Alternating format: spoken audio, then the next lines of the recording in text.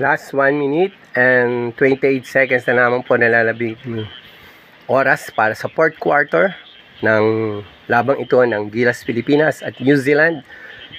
Second windows po ng FIBA qualifying round for 2025. Pilipinas po ang bola.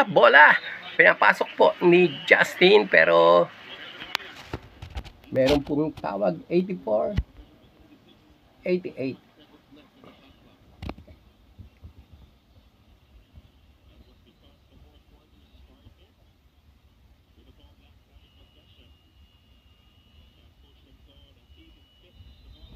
Time out po.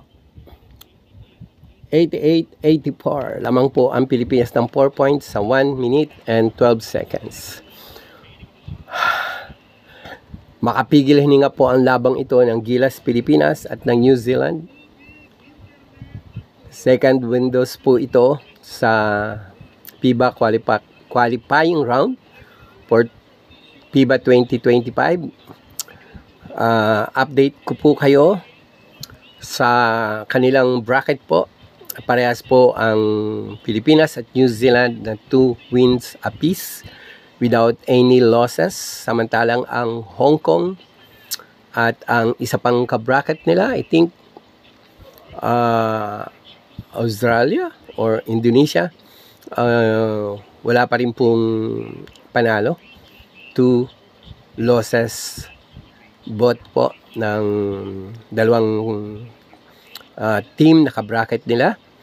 At dito po magtatapos ang paghihiwalay ng New Zealand.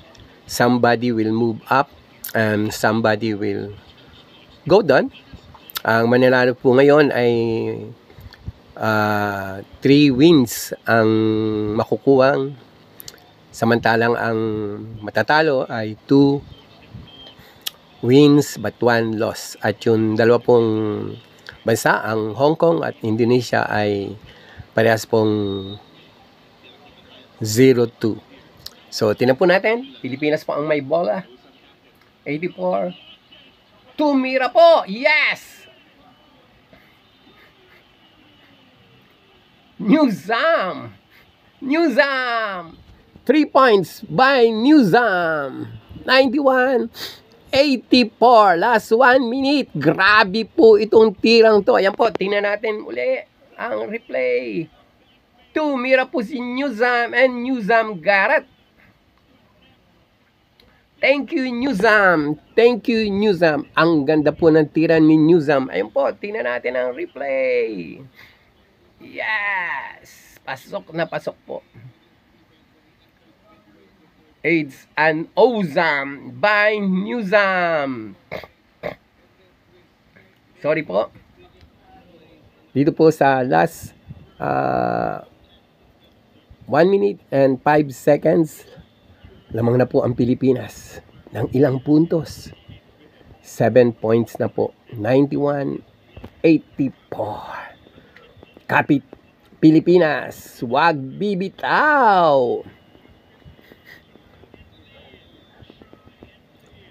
Marami pong 3 player po ang nasa top para sa 3-pointers, ang New Zealand. At ang Pilipinas po ay si Thompson, si Newzam ang huli. At syempre si Dwight Ramos. Tingnan po natin. Yan po. Ang time out po na natitira sa Pilipinas ay tig-isa at ang New Zealand full time out. Wala na po ang Pilipinas. 91-84. Bola po ng New Zealand. Tinira po ng New Zealand. Hindi po makatira. Ibinigay sa kakampi. Naghahanap po ng 3 points. Ayun na! Ayun na! Ayun na ang sinasabi ko! Naagaw po ni Newzam. Ayun na po! Nagkalat na po sila. Ayun na po!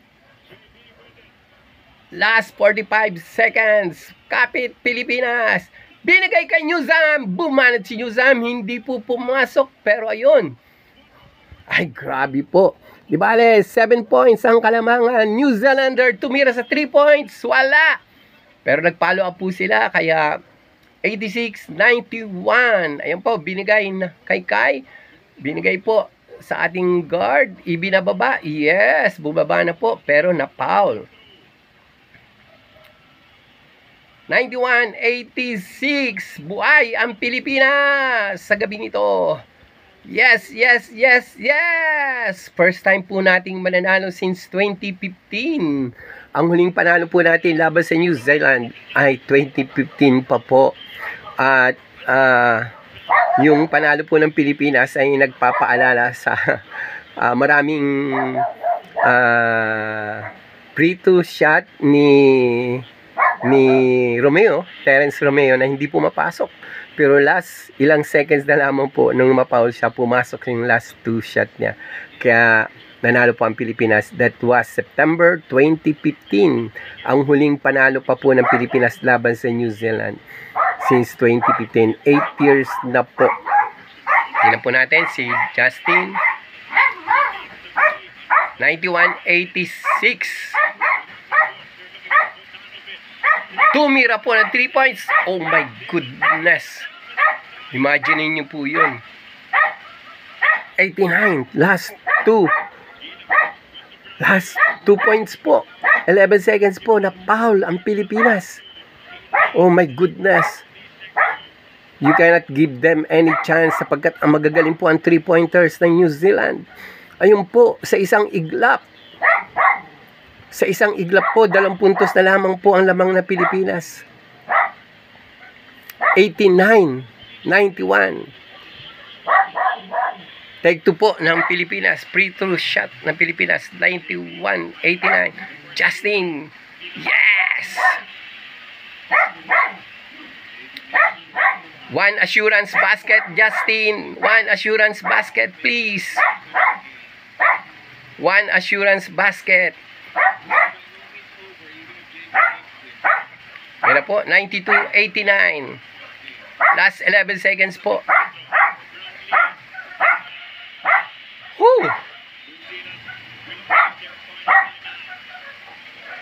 93-89.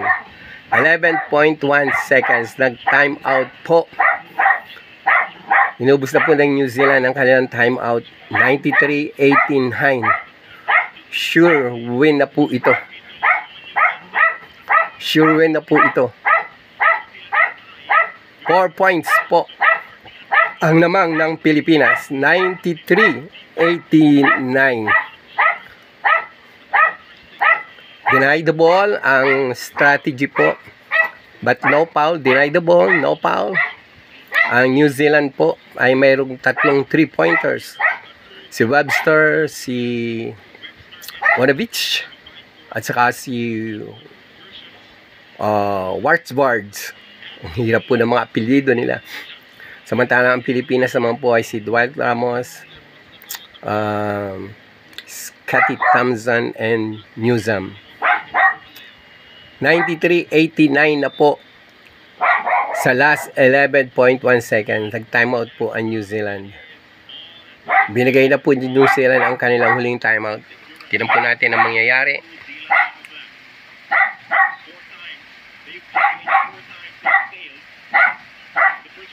Grabe po itong laban na to. Nakakanginig.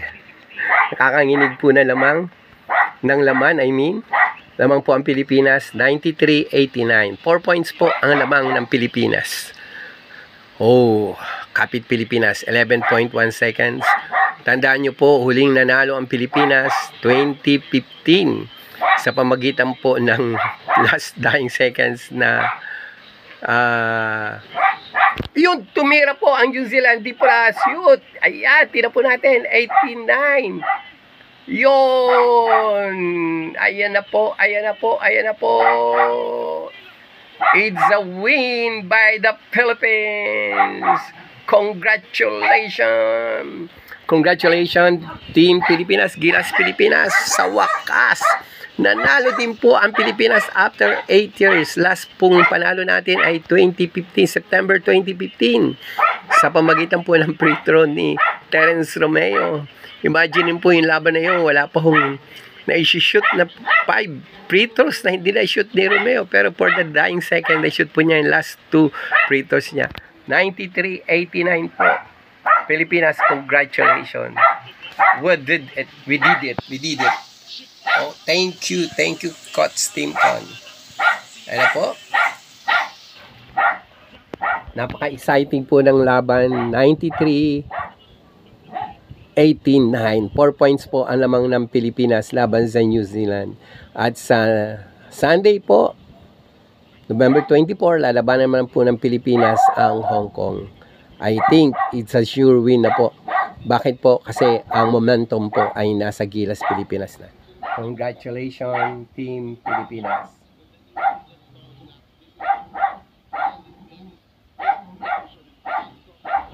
Wala po silang panagot sa ating Kai Sotto. Marami pong na-block si Kai Sotto. Intimidated po sila pag si Kai Sotto ang nasa ilalim at nagbabantay ng post. Salamat po sa ating magigiting na mga player. Panalo po tayo. 93-89. Congratulations, Gilas, Pilipinas. 93-89 po. Ngayon po, nasa top na po ang Pilipinas sa bracket.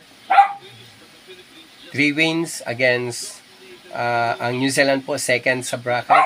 2 wins and 1 loss. At magkasunod po ay wala pang panalo ang Hong Kong at ang Indonesia.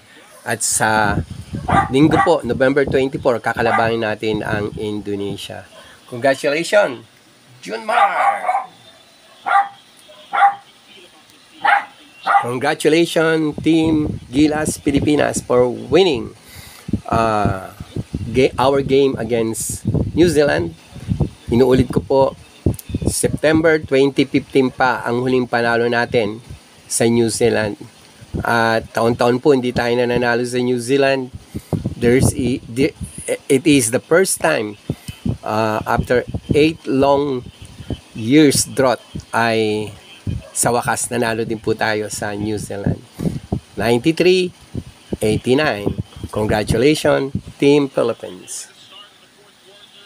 Gilas, Pilipinas! Ito po ang inyong lingkod. Lagi nagsasabi, we work as one, we serve as one, we love as one, we win as one. And together as a nation, we heal as one. Ito po ang YouTube channel na walang edit-edit. What you see is what you get. Shalom!